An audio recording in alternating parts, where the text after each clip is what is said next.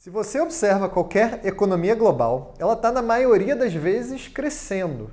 Não sempre de forma consistente, todo ano, mas no longo prazo cresce sim. Os mercados, particularmente o mercado de ações, reflete isso.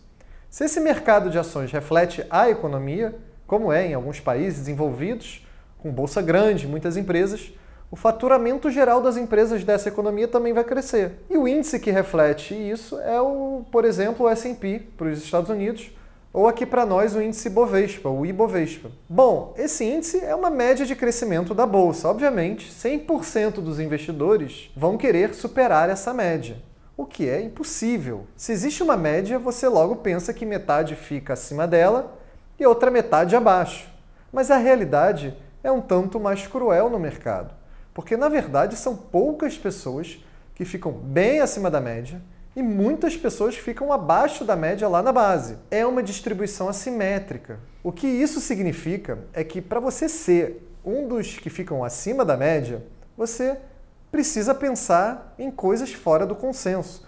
O Howard Marks fala que investir não é estar certo, mas sim estar certo mais do que a média.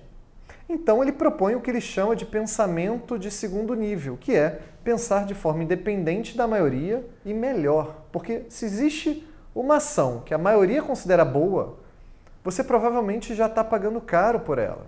A maioria confunde investir fora do consenso com ir contra o consenso. São duas coisas diferentes. Você ir contra o consenso é apostar que está todo mundo errado. E convenhamos, é bem difícil a maioria estar errada e você é o único que está certo. Você não escapa do efeito manada apostando contra a própria manada, você escapa pensando de forma independente. Essa frase é até do Peter Thiel, que é o fundador do PayPal.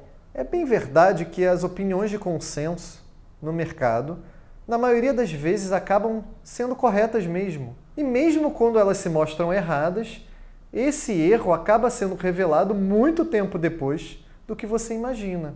E aí você não consegue manter o prejuízo apostando contra a manada por tanto tempo. Uma das maneiras não tão convencionais de fugir do consenso é se deslocar fisicamente mesmo, de onde tudo acontece. O John Templeton, por exemplo, ele se mudou para as Bahamas e dizia que a grande vantagem de lá era porque o jornal do Wall Street Journal chegava atrasado. De lá, Templeton se tornou um dos maiores investidores da história. E tem também, óbvio, o Buffett e o Munger, que moram no meio do Nebraska, na cidade de Omaha. A coisa mais famosa lá, depois, obviamente, dos dois maiores investidores do mundo, é o sorvete de milho. E no dia exato da quebra do Lehman Brothers, em 2008, por exemplo, o Buffett estava também num resort no Alasca.